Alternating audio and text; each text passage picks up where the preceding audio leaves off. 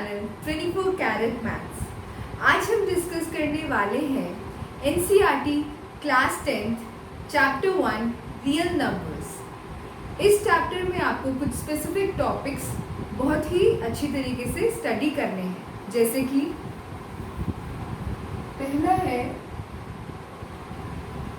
Euclid's division lemma and algorithm.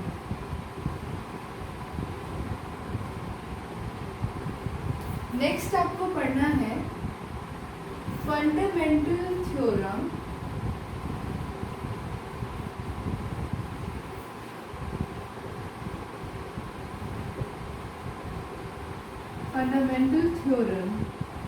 of arithmetic, okay, of arithmetic। इसके बाद हमें कुछ बेसिक थ्योरम्स पढ़नी है, ओके। बेसिक थ्योरम्स के बाद एक एग्जाम पॉइंट ऑफ व्यू से बड़ा ही इम्पोर्टेंट कॉन्सेप्ट इरैशनल नंबर्स के बारे में जानना और उन्हें प्रूव करना।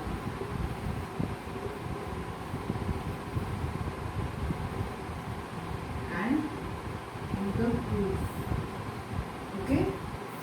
नेक्स्ट है हमारा इरैशनल नंबर्स के बाद रैशनल नंबर्स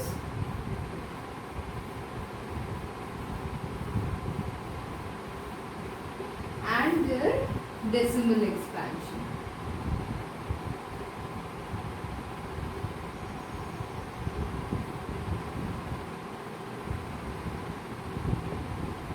यानी कि कोई भी अगर हमें कोई रैशनल नंबर या फ्रैक्शनल नंबर दिया है तो वो टर्मिनेटिंग होगा या नॉन टर्मिनेटिंग रिपीटिंग होगा।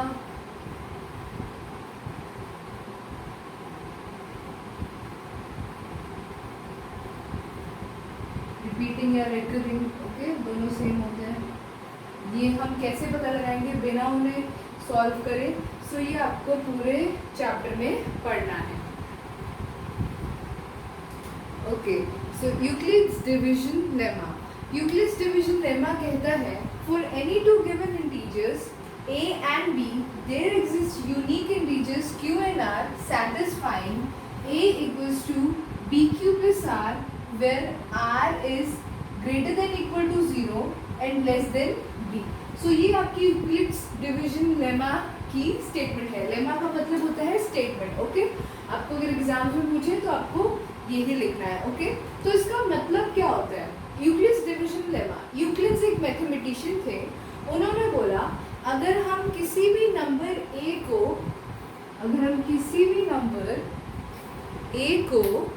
डिवाइड करते हैं b से, a को डिवाइड करते हैं b से where a and b are integers, तो हमें दो चीज़ें मिलेंगी, एक क्वोशिएंट और एक रिमाइंडर, ठीक है। तो इसको उन्होंने q बोला और इसको इन्होंने r बोला, ओके। सो अगर हम किसी भी दो इंटीजर्स को डिवाइड करते हैं a डिवाइडेड बाय b, जिसे डिवाइड करके हमें एक क्वोशिएंट मिलता है, एक रिमाइंडर मिलता है, तो वहाँ पे जो भी रिमाइंडर होगा वो हमेशा b से छोटा होगा। b मतलब डिवाइजर, यहाँ पे b क्या है? डिवाइजर, और a क्या है? Dividend, okay. तो यूक्लिड्स ने बोला कि अगर कोई भी दो इंटीजर्स है a एंड b, अगर हम उन्हें डिवाइड करते हैं तो हमें एक क्वोशिएंट मिलता है और एक रिमाइंडर मिलता है। तो वो जो भी रिमाइंडर होगा वो हमेशा लेस देन b होगा and also greater than equal to 0, और 0 से बड़ा या उसके बराबर होगा, ओके। सो इसकी काफ़ी मैथमेटिकल एप्लीकेशंस हैं और इसीलिए हम इसे क्लास 10th में पढ़ रहे हैं। इसका सबसे वाइडली यूज्ड एप्लीकेशन है दो नंबर्स का HCF निकालना, ओके। सो हम वही निकालना सीखेंगे, ओके। किसकी मदद से? यूक्लिड्स डिवीजन एल्गोरिथम की मदद से। ओके, ये क्या है? लेमा। लेमा मतलब स्टेटमेंट। लेमा का मतलब होता है स्टेटमेंट। और अगर हमें दो नंबर्स का एलसीएम एचसीएफ निकालना है तो हम उसके लिए क्या यूज करते हैं? Euclid's division algorithm. ओके, सो चलिए देखते हैं यूक्लिड्स डिवीजन एल्गोरिथम क्या है। उससे पहले चलिए एक एग्जांपल देख लेते हैं, क्या मतलब था इस बात का। सपोज मैं ले लेती हूँ 12 डिवाइडेड बाय 5। ओके, मैंने लिया 12 डिवाइडेड बाय 5। ओके, मैं इसे डिवाइड करके चेक करती हूँ। कैसे डिवाइड करेंगे? 12 अंदर, डिवाइजर बाहर, 5 2s are 10, तो रिमाइंडर क्या मिल गया मुझे? 2। तो ये क्या है? इसका क्वोशिएंट और ये क्या है? रिमाइंडर। तो ये बात प्रूव हो गई क्या? कि जब हमने 12 को डिवाइड किया 5 से, 12 को डिवाइड किया 5 से, तो हमारा जो भी रिमाइंडर मिला वो रिमाइंडर हमारा 5 से छोटा था।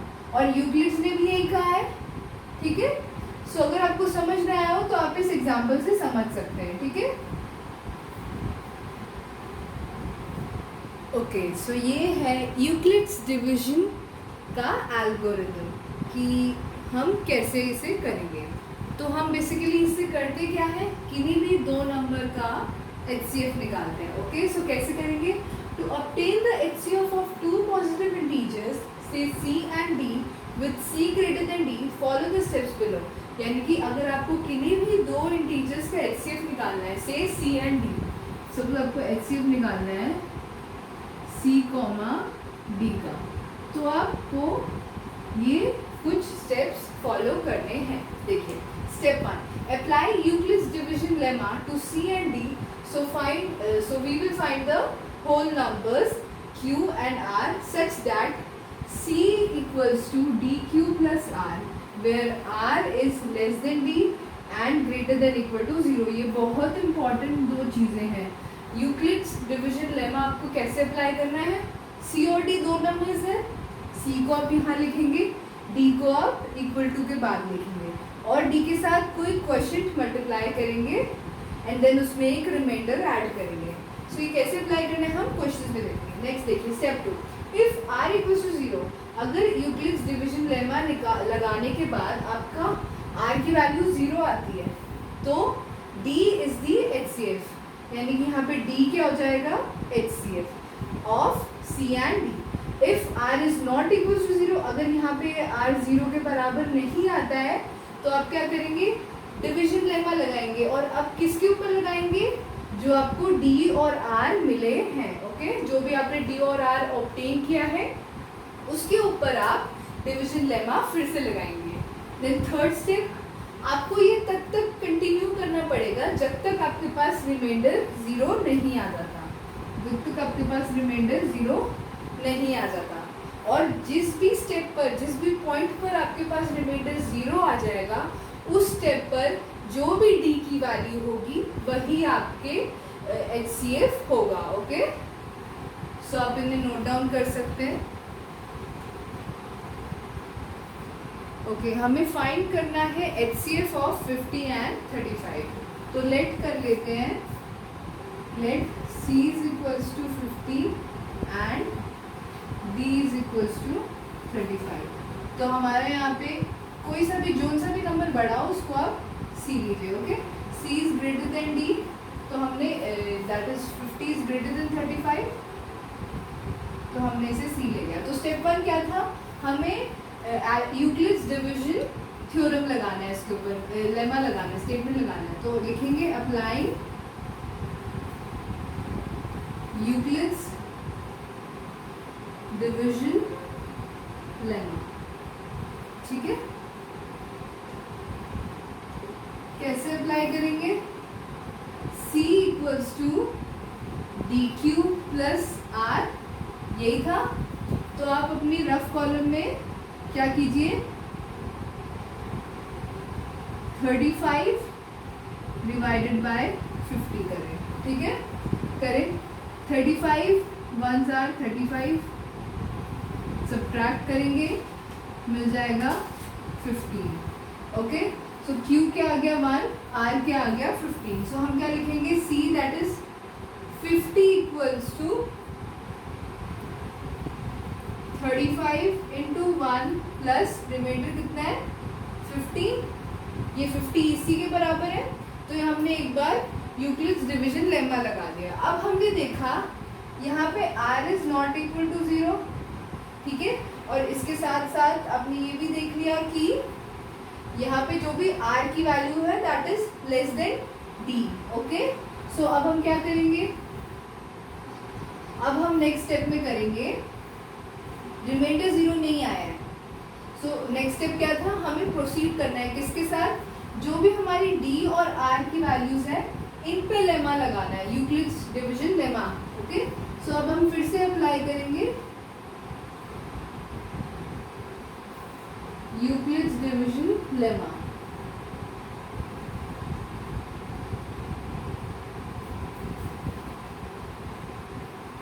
ओके, सो हमें क्या मिला,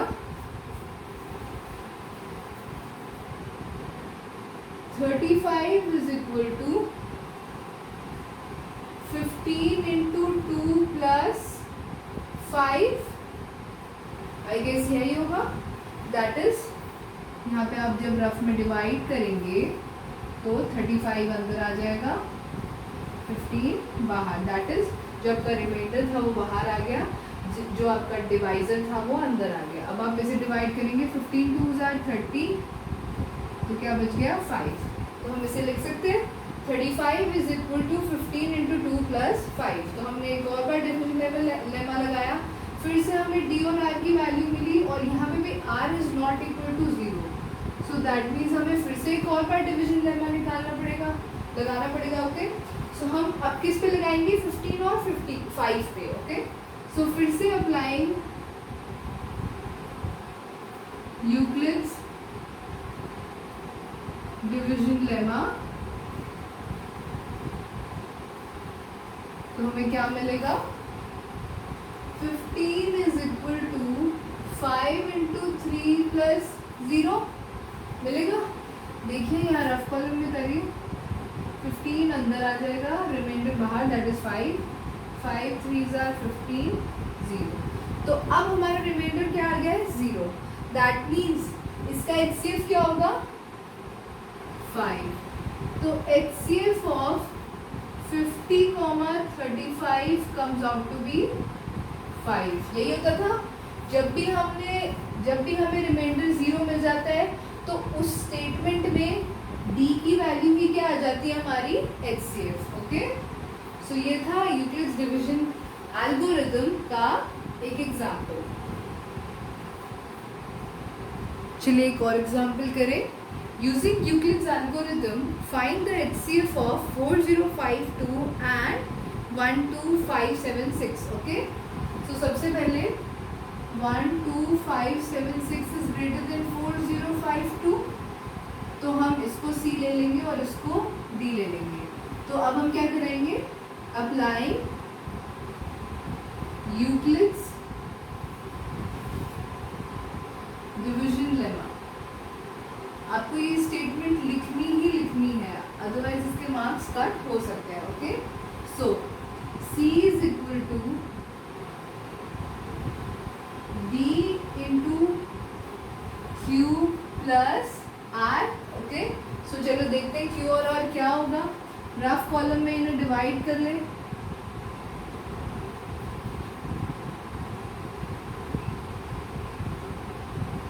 आई थिंक 3 से चले जाएंगे, 3 2 jar 6, 3 5 15, 3 4 jar 12. Okay, so is 0 2 5 - 1 4, so that is 420. सो क्या आ गया हमारे पास, Q की जगह क्या आ जाएगा 3 एंड R की जगह क्या आ जाएगा 420. अभी हमारा रिमाइंडर 0 नहीं आया है, तो फिर हम अगेन इसे यूक्लिड्स डिवीजन लेमा लगाएंगे. ठीक है, अब इसे लिखते जाए.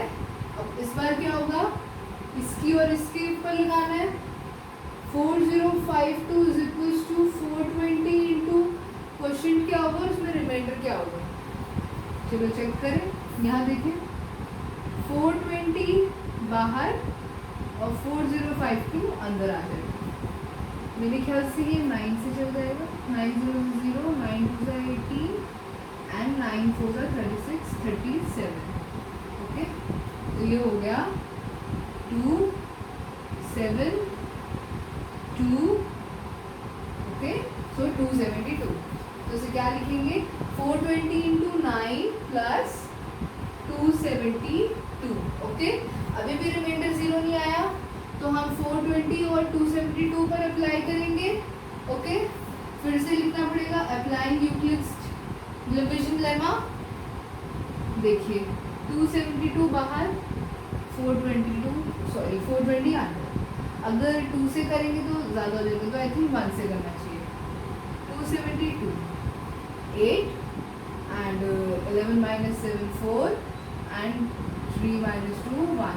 सो ये आ गया 148 जब हमने इसे डिवाइड किया। तो क्या लिख देंगे?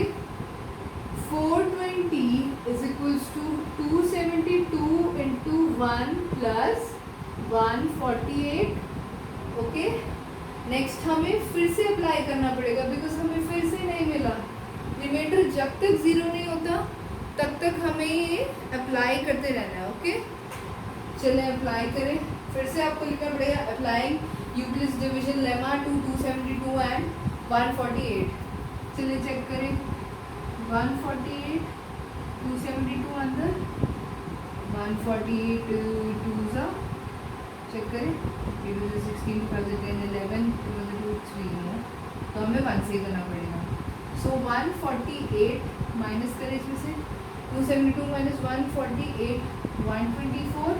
ओके, सो अभी भी हमारे पास 0 नहीं आया। हमने फिर से जब अप्लाई किया तो क्या आया हमारे पास?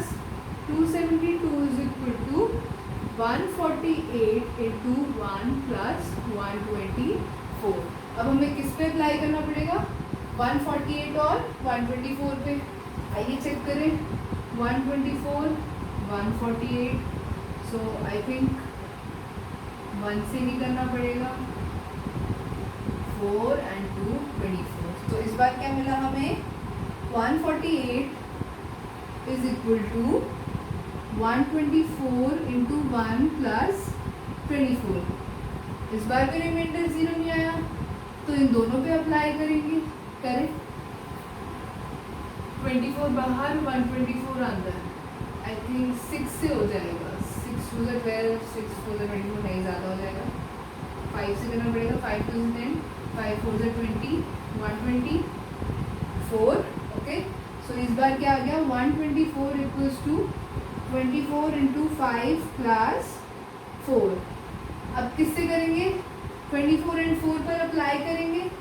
24 एंड 4 पर जब अप्लाई करेंगे तो क्या आ जाएगा? 4 इंटू 6 प्लस 0। दैट मीन्स अब हमारे पास रिमाइंडर क्या आ गया? 0। देयरफॉर इसका HCF क्या है? HCF क्या है इसका? किसका? 1 2 5 7 6 एंड 4 0 5 2 का HCF हो जाएगा 4। ओके, सो ऐसे करते हैं। चलिए एक और एग्जाम्पल लेते हैं। Show that any positive odd integer is of the form 6q plus 1 6q plus 3 6q plus 5 where q is some integer। Okay, तो ये बोल रहा है कि हमें बताना है कि कोई भी जो पॉजिटिव ऑड इंटीजर होता है वो इस फॉर्म में एग्जिस्ट करेगा। 6q plus 1 6q plus 3 6q plus 5 जहाँ पर q एक इंटीजर है। ओके, सबसे पहले हमें इन टाइप के क्वेश्चंस में लेट करना पड़ता है। तो हम क्या करेंगे?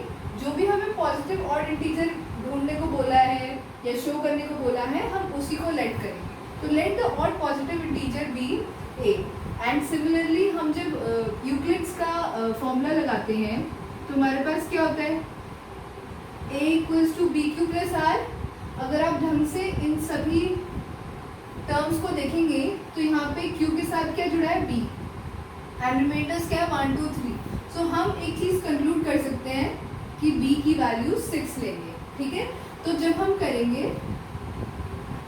अप्लाइंग यूक्लिड्स डिवीजन एल्गोरिदम या लेमा, सो हमें क्या मिलेगा? a equals to 6q plus r, okay. और यहाँ पे where r will be greater than equal to 0 और less than 6, less than b होता है। यहाँ पे b की वैल्यू कितनी है 6, ओके। सो हमारी जो भी r की वैल्यू होंगी वो क्या क्या होंगी फिर, या तो 0 या तो 1 या तो 2 या तो 3 या तो 4 या तो 5, 6 नहीं, बिकॉज 6 से छोटी लेना है, ओके। सो 0 1 2 3 4 5 हो गए पॉसिबल वैल्यूज ऑफ r, ठीक है। तो अब अगर हम इन्हें लिखें a equals to 6q plus 0, that is 6q, a equals to 6q plus 1, a equals to 6q plus 2, a equals to 6q plus 3, a equals to 6q plus 4, a equals to 6q plus 5, okay. r की possible values यही है। अब हमें क्या बोला है, odd integer, okay, odd, ठीक है। सो क्या ये ऑड हो सकते हैं 6q, नहीं, because it is divisible by 2, सो ये तो not possible, okay. 6q plus 1 possible because it is not divisible by 2, 2 से डिवाइड नहीं होगा, दैट मीन्स इट्स ऑड।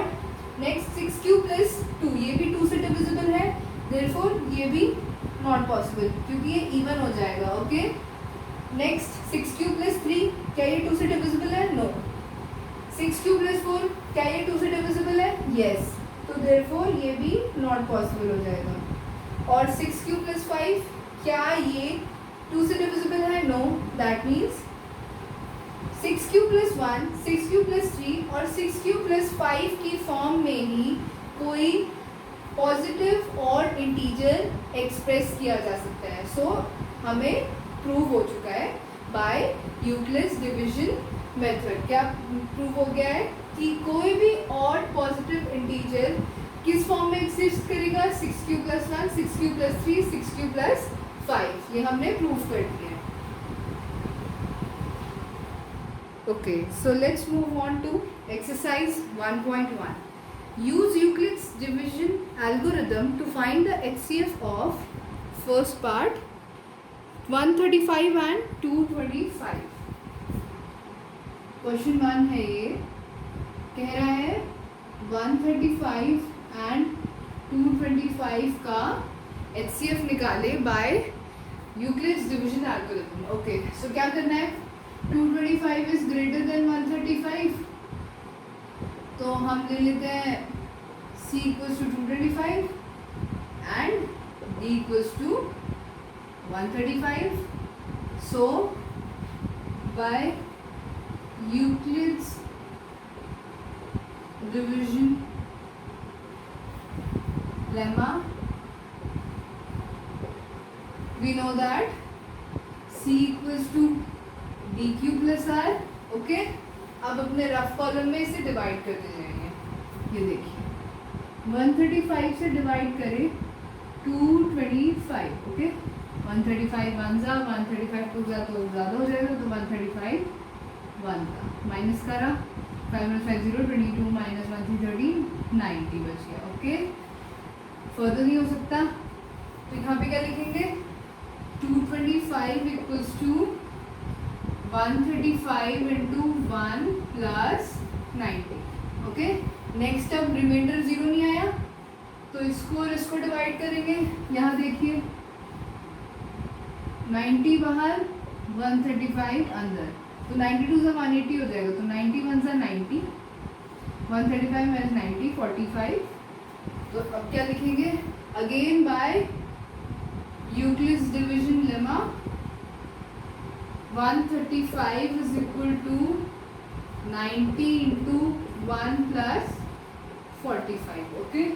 अब किसके साथ करेंगे, 90 and 45, बिकॉज अगेन हमारे पास रिमाइंडर 0 नहीं आया है, तो 45 बाहर लिखे, 90 अंदर, 45 2 जा 90, there is 0, therefore again by Euclid's division lemma 90 equals to 45 into 2 plus 0, reminder 0 आ गया, देयरफॉर HCF क्या हो जाएगा 45। जो भी डिवाइजर लास्ट बचता है वही हमारा LCM होता है। ओके, नेक्स्ट पार्ट है 196 एंड 38220 का HCF निकालना है with the help of Euclid's division algorithm. तो क्या करेंगे, 38220 ग्रेटर देन 196, तो C की वैल्यू मैंने 38220 और D की वैल्यू 196 ले लिया। अब मुझे पता है by Euclid's division lemma C equals to TQ plus R।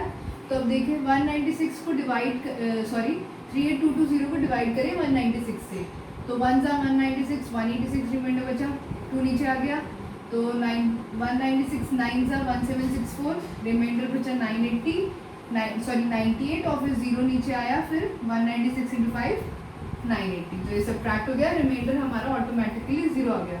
तो अब यहाँ पे कंफ्यूज ना हो कि 196 होगा या 195 होगा। बहुत सिंपल है, D को लेते हैं हम, दैट मीन्स ये होगा हमारा HCF। HCF क्या आ गया हमारा 196।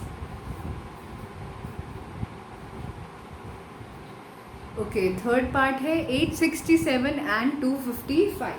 तो 867 is greater than 255, therefore C is equals to 867 and D is equals to 255। by Euclid's division lemma C equals to DQ plus R, तो हम इसे डिवाइड किया रफ में 255 डिवाइड और 867, 255 3 जा 765, रिमाइंडर 102। अगर वो कंफ्यूजन होती है कि किसको कब कहाँ से डिवाइड करना है, तो यहाँ देखिए मैंने क्या किया है, रिमाइंडर आने के बाद मैंने सीधा डिवीजन का ये साइन यहीं पे बना दिया है। ओके, सो अब ये भी कर सकते हैं, 102 लिखें और फिर इसको अंदर ले आए जो भी इसका डिवाइजर है। ओके, फिर इसे यहाँ डिवाइड करा, 102 इंटू 2 204 51 आ गया। अब दूसरा कॉलम ना बना के, अगर आपको कंफ्यूजन हो रहा है, डाउट हो रहा है, तो यहीं से बना दीजिए। तो 51 102 51 2 जा 102 0 आ गया, दैट मीन्स यही हमारा HCF होगा। तो अब ये सब तो रफ वर्क था, आपको इसे लिखना भी पड़ेगा। सो 867 इक्वल्स टू 255 इंटू 3 प्लस 102। फिर हम इन दोनों को करते हैं जैसे कि वहाँ आप देख रहे हैं, फिर by Euclid's division lemma 255 equals to 102 into 2 plus 51, फिर इन दोनों को लेंगे 102 equals to 51 into 2 plus 0।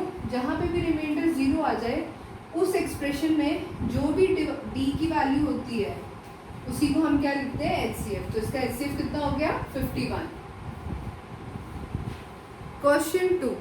Show that any positive odd integer is of the form 6q plus 1, 6q plus 3, 6q plus 5, where q is some integer. Okay? So हमें बोल रहा है कि हमें बताना है कि कोई भी odd integer इस तरीके से रिप्रेजेंट किया जा सकता है, 6q plus 1, 6q plus 3 and 6q plus 5। तो अगर आप ध्यान से देखेंगे, अगर मैं बोलूँ let the positive odd integer be a, ठीक है, सो मैं क्या लिख सकती हूँ, बाय यूक्लिड्स डिवीजन एल्गोरिथम या लेमा, एल्गोरिथम बोले या लेमा बोले, a किसके बराबर होगा हमारा BQ प्लस R, ठीक है, a किसके बराबर होगा BQ प्लस R, जहाँ R क्या होता है रिमाइंडर और Q क्या होता है क्वोशिएंट। ओके, सो अब अगर हम क्वेश्चन को ध्यान से देखें तो हमें रिमाइंडर्स दिए हुए हैं कुछ, और हमें इन्हीं स्पेसिफिक रिमाइंडर्स के लिए प्रूफ करना है, ठीक है, और साथ साथ में हमें Q के साथ 6 लिखा हुआ है। ये 6 क्या है, ये है B की वैल्यू, B की वैल्यू क्वोशिएंट के साथ जो मल्टीप्लाई होते हैं वो B की वैल्यू होती है। सो दैट मीन्स हमें B की वैल्यू गिवन है, that is B equals to 6 given, ठीक है। अब हम क्या करेंगे, यहाँ पुट करेंगे, तो देयरफॉर 1 क्या बन जाएगा, 1 becomes A is equals to 6q plus R।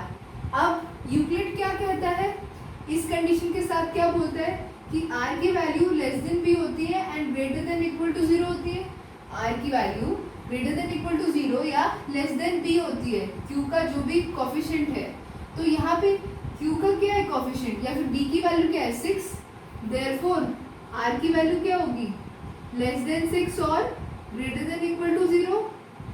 Are की यही वैल्यू होगी। तो आर की क्या क्या वैल्यूज हो जाएंगी, 0 1 2 3 4 5, 6 नहीं होगी, लेस देन 6 से कम, ठीक है। इसका मतलब आर की क्या वैल्यूज होती है, 0 1 2 3 4 5। अब हम क्या करेंगे, वन बाय वन आर की वैल्यू पुट करेंगे। आर इक्वल्स टू 1 पे R equals to 0, A equals to 6 cube, R equals to 1 पे A equals to 6 cube plus 1, R equals to 2 पे A equals to 6 cube plus 2। Similarly R equals to 3 पे ए की क्या value हो जाएगी, 6 cube plus 3। R equals to 4 पे ए की value कितनी आ जाएगी, 6 cube plus 4। R equals to 5 पे ए की वैल्यू आ जाएगी 6 क्यूब प्लस 5। ओके, अब हमें क्या बोला गया है कि ए क्या है, एक पॉजिटिव ऑड इंटीजर। तो अगर हम ध्यान से इन टर्म्स को देखें तो हम देखेंगे कि यहाँ पे हम डिवाइड बाय 2 करेंगे अगर, तो हमें सिंप्लीफिकेशन मिल सकता है, यानी कि ये डिवाइड बाय 2 है, डिविजिबल बाय 2 है, that means this is even. So ये केस नॉट पॉसिबल हो गया। 6 क्यूब प्लस 1 डिविजिबल बाय 2 है, नहीं, इट्स नॉट डिविजिबल बाय 2, तो ये तो हो गया ऑड, ठीक है। नेक्स्ट 6 क्यूब प्लस 2 से डिविजिबल है, दैट मीन्स ये इवन है, तो this is also not possible. Next देखिए 6 क्यूब प्लस 3, ये 2 से डिविजिबल है, नहीं, so this is odd. Next है 6 क्यूब प्लस 4, ये अगेन डिविजिबल बाय 2 है, दैट मीन्स इवन है, सो नॉट पॉसिबल। और ये 6 क्यूब प्लस 5, ये अगेन ऑड है। देयरफॉर हमें प्रूफ करना था कि जो भी इंटीजर है, कोई भी पॉजिटिव ऑड इंटीजर है, वो 6 क्यूब प्लस 1, 6 क्यूब प्लस 3 और 6 क्यूब प्लस 5 की फॉर्म में रिप्रेजेंट किया जा सकता है। सो हमने इसे प्रूव कर दिया। Okay okay, question 3, an army contingent of 616 members is to march behind an army band of 32 members in a parade. The two groups are to march in the same number of columns. What is the maximum number of columns in which they can march? Okay, अब आपको पता चलेगा कि Euclid's division algorithm के ही application पर based एक question है। अगर आपको ये निकालना है maximum number of columns in which they can march, इसका सिंपल मीनिंग है कि आपको HCF निकालना पड़ेगा। ओके, दैट इज 616 एंड 32 का LCM निकालना पड़ेगा और वही आपका मैक्सिमम नंबर ऑफ कॉलम्स होगा। Okay, so max number of columns क्या हो जाएगा हमारा, HCF ऑफ 616 एंड 32, 616 ही था ना, यस, 616 एंड 32। अब आपको इसे यूक्लिड्स डिवीजन एल्गोरिथम की मदद से करना है, तो आप लिखेंगे बाय यूक्लिड्स डिवीजन लेमा या एल्गोरिथम A या फिर C is equals to DQ plus R is less than D and greater than equal to 0। ये जरूर लिखिएगा ये दोनों चीजें। तो यहाँ पे क्या लेंगे हम, C की value 616 is equals to D की जगह लेंगे 32Q प्लस R। अब चलो डिवाइड करके चेक करते हैं। 616 32, 32 1 जा 32, 61 माइनस 32 इज 29, ठीक है। इसके बाद 6 नीचे आ जाएगा, 32 6 3 जा 18, 6 2 जा 12, 196 तो नहीं होगा। 32 इंटू 9 देखो, 9 2 जा 27, 9 2 जा 18, ज़्यादा ही हो जाएगा, 288 नहीं, एकदम परफेक्ट है। तो 32 इंटू 9 दैट इज 288, सब्ट्रैक्ट करें, 296 माइनस 288 दैट इज 8, रिमाइंडर 8 बच गया। देयरफॉर हम क्या लिखेंगे, 616 is equals to 32 into question क्या है 9 प्लस रिमाइंडर कितना आया 8। ओके, अभी हम किसे यूज करेंगे, इसे और इसे, डी और आर को लेते हैं हम, ठीक है। सो अब यहाँ पे देखिए 32 से डिवाइड करें, 8 4 जा 32, सब्ट्रैक्ट हो गया 0। तो अब इसे क्या लिखेंगे, by Euclid's division lemma 32 is equals to 8 into 4 plus 0। तो अब हमारा रिमाइंडर क्या आ गया है 0। देयरफॉर एचसीएफ क्या हो जाएगा, ये हो जाएगा HCF is equals to 8 means maximum number of columns in which they will parade will be equal to 8. okay okay question है आपका 4। क्वेश्चन 4 कह रहा है use Euclid's division lemma to show that the square of any positive integer is either of the form 3m और 3m plus 1। तो सबसे पहले हम लेट कर लेते हैं कि जो भी पॉजिटिव इंटीजर है वो a है, ठीक है। Let the positive integer be a। Okay, so वो क्या कह रहा है कि a का स्क्वायर अगर हम करेंगे तो वो 3m या फिर 3m plus 1 की फॉर्म में आएगा। तो हम बाय यूक्लिड्स डिवीजन लेमा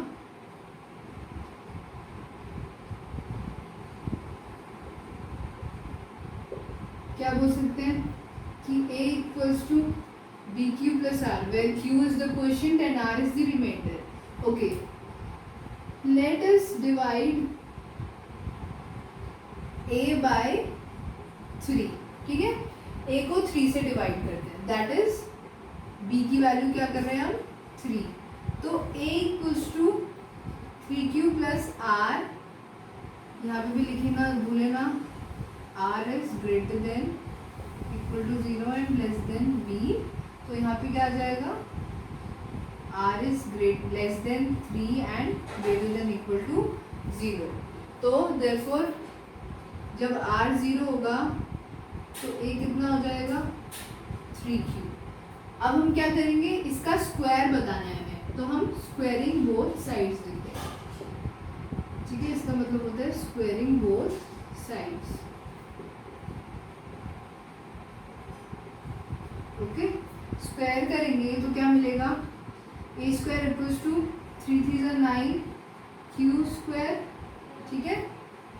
ऐसे देख लीजिए, ए स्क्वायर इक्वल्स टू 3q का होल स्क्वायर, ए का स्क्वायर 3q का होल स्क्वायर, ठीक है। इसे कैसे करेंगे, ए का स्क्वायर इक्वल्स टू 3 का फिर 9 q का स्क्वायर, तो 3 का स्क्वायर कितना होगा 9, q स्क्वायर कितना होगा q स्क्वायर। ओके, अब हम इसे ऐसे लिख सकते हैं, A square equals to 3 into 3q square, ठीक है। और लास्ट में मैं बोल सकती हूँ कि 3q square is equal to m कोई कांस्टेंट है। सो ए स्क्वायर को हम 3m में रिप्रेजेंट कर पा रहे हैं। हमें ये प्रूफ करना था, यही करना था, रिप्रेजेंट करना था किसी भी पॉजिटिव इंटीजर का स्क्वायर बराबर 3m या फिर 3m plus 1। ओके, नेक्स्ट देखते हैं। अभी तो हमने r इक्वल्स टू 0 करा, अब हम पुट करते हैं r इक्वल्स टू 1, ठीक है, और फिर चेक करते हैं। तो a की वैल्यू किसके बराबर आ जाएगी, इसमें पुट करोगे ना, पुट इन 1 में, ठीक है। Put r equals to 1 and 1 in equation 1। Okay, so ये क्या हो गया, a is equals to 3q plus 1, ठीक है। अगेन स्क्वायरिंग बोथ साइड्स कर दो, स्क्वायरिंग बोथ साइड्स, ठीक है। तो a का स्क्वायर और 3q प्लस 1 का स्क्वायर। ओके, सो यहाँ पे क्या फॉर्मूला लग जाएगा, a square plus b square plus 2ab, यहाँ पे a प्लस बी का होल स्क्वायर का फॉर्मूला लग जाएगा, a square plus b square plus 2ab, चलिए पुट करें, 3q का होल स्क्वायर प्लस 1 का होल स्क्वायर प्लस 2ab, ठीक है। तो a square equals to 3/9 plus 1 plus 6q। अब मैं q वाली और q स्क्वायर वाली टर्म्स को साथ लिख देती हूँ और मैं यहाँ से इन दो टर्म्स में से 3 कॉमन ले सकती हूँ। 3q स्क्वायर प्लस 3 2 जा 6q प्लस 1। अब मैं ये बोल सकती हूँ कि 3q square plus 2q is equals to m, any constant, where m is any constant, ठीक है। Therefore a square is equals to 3m plus 1। तो हमें एक और फॉर्म पता चल गई, ठीक है, कि square of any positive integer को हम या तो 3m या तो 3m प्लस 1 की फॉर्म में लिख सकते हैं। अभी हमें एक और पार्ट करना पड़ेगा। Put r is equal to 2, possible values क्या हुई 0 1 एंड 2, तो 0 और 1 के लिए कर दिया, 2 के लिए भी करना पड़ेगा। Put r is equal to 2 in equation 1, तो क्या मिलेगा,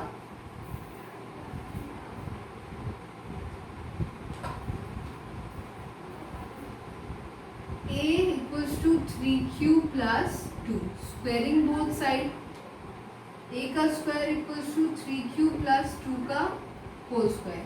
फिर से यहाँ पे a plus b whole square लग जाएगा, तो a square equals to 9q square plus 4 plus 2 into 3q into 2, ठीक है।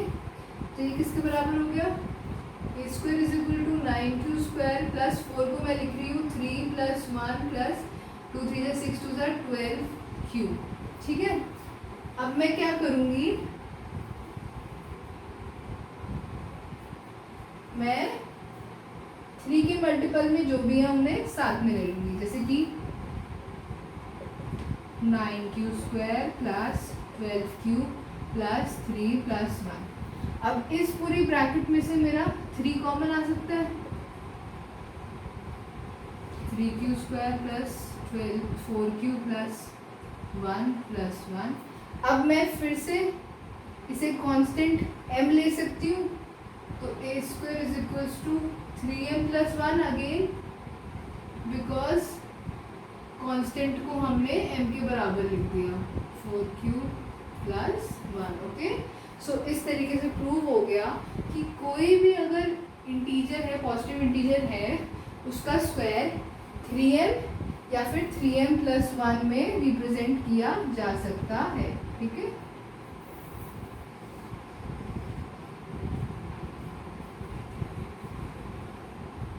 Question 5.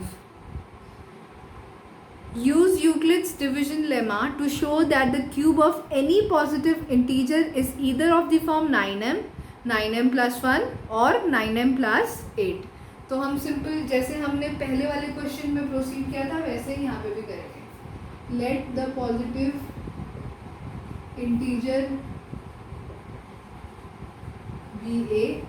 तो इस बार बोल रहे हैं कि अगर a का क्यूब करूँगा तो या तो 9m की फॉर्म में आएगा, या तो 9m प्लस 1 की फॉर्म में आएगा, या तो 9m प्लस 8 की फॉर्म में आएगा, ठीक है। और हमें यही प्रूफ करना है यूजिंग यूक्लिड्स डिवीजन लेमा।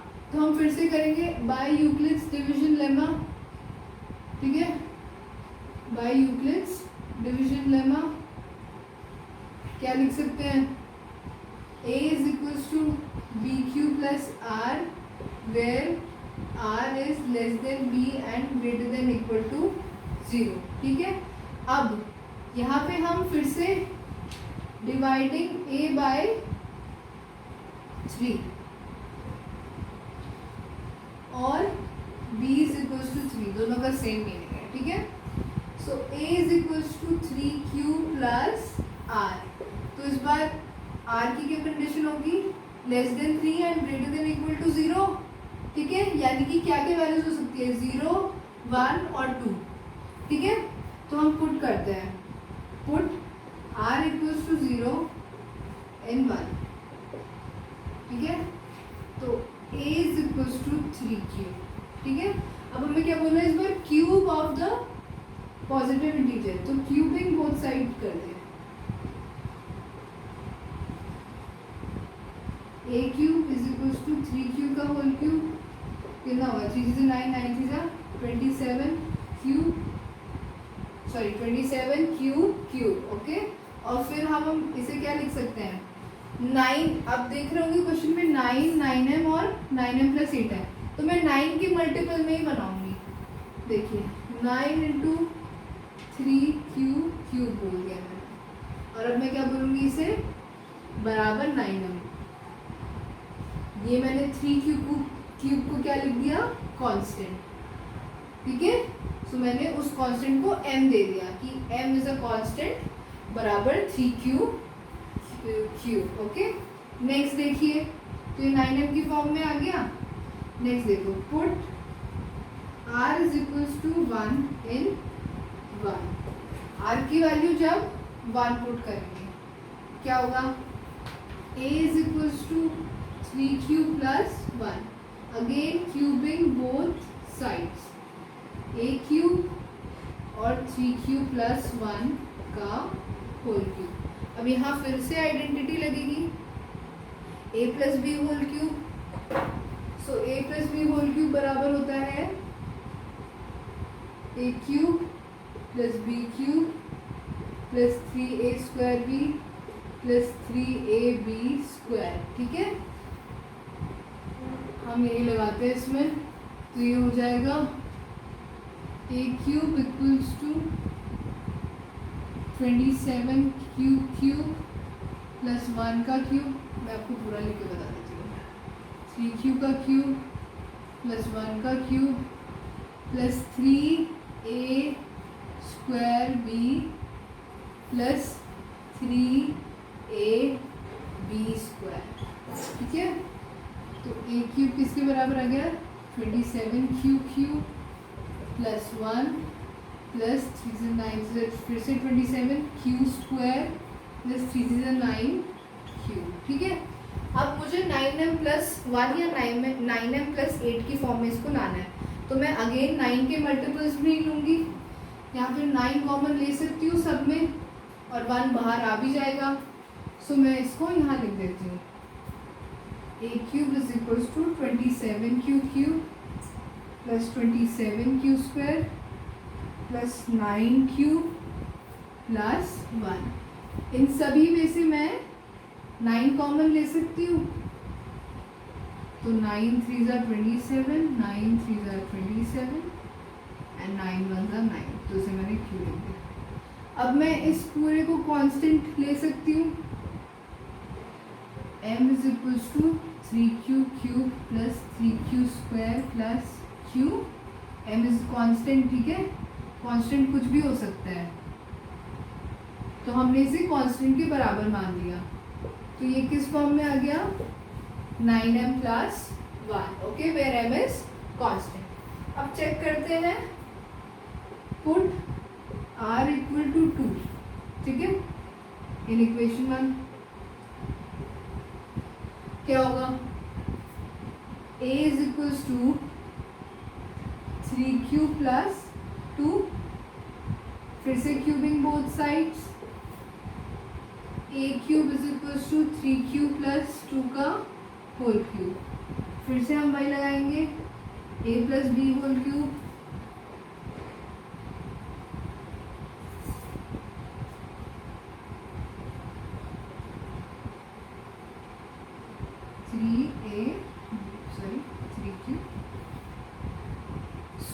इसका स्क्वायर, ठीक है। तो a क्यूब किसके बराबर आ गया 27q क्यूब प्लस 3 2 ज़ा 6, 9 6 ज़ा 54 क्यू स्क्वायर प्लस 2 ज़ा 4, 4 इंटू 9 36 क्यूब प्लस 8। अब एक 9m प्लस 8 भी था, तो मैं इस 8 को टच नहीं करूँगी, ठीक है, इसको साइड में रहने देते हैं और यहाँ पे से 9 कॉमन ले लेते हैं, 9 कॉमन ले लिया, 9 3 ज़ा 9 6 ज़ा 9 4 ज़ा, अब हम फिर से इसे एक कांस्टेंट m मान लेंगे, ठीक है। तो ये क्या हो जाएगा a cube is equals to 9m plus 8। यानी कि किसी भी पॉजिटिव इंटीजर के क्यूब को हम 9m, 9m+1 और 9m+8 की फॉर्म में रिप्रेजेंट कर सकते हैं. ओके, यहाँ पे जरूर लिख दीजिएगा कि m = 3q³ + 6q² + 4q. Okay, where m is constant. m is constant कुछ भी हो सकता है. ओके, सो ये आ गया आपका आंसर. ये आप उन्हें बॉक्स में डाल सकते हैं फॉर अ बेटर प्रेजेंटेशन. यहाँ पे एक बार ऐसे जरूर लिख दीजिएगा. ठीक है,